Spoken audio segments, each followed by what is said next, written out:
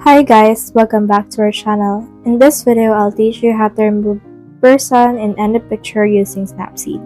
So if you want to learn how it's done, this video is for you.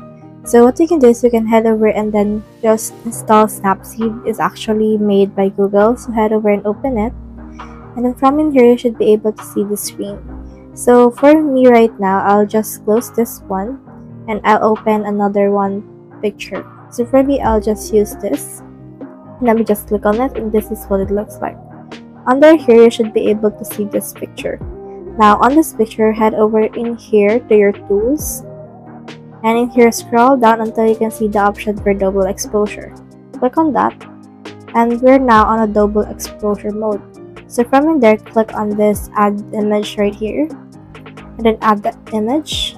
And now as you can see, this is what the image looks like right now.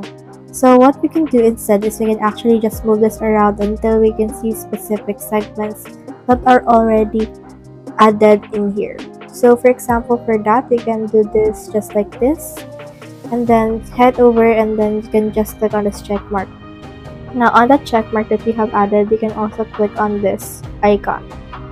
Now on that icon, you can click this view edits. Under this view edits, you can see that we have the double exposure, so click on that, and in here you should be able to see the brush icon. Click on the brush icon, and then as you can see, this is stacked for that specific brush.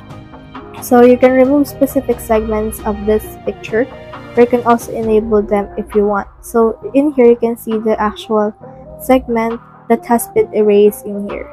So you can also undo this if you want, but once you're done with everything, you should be able to just remove this picture.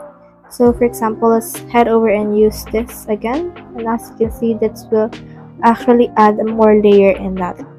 So that's the whole process. If you have any questions, comment them down below and we'll try our best answer. Thanks.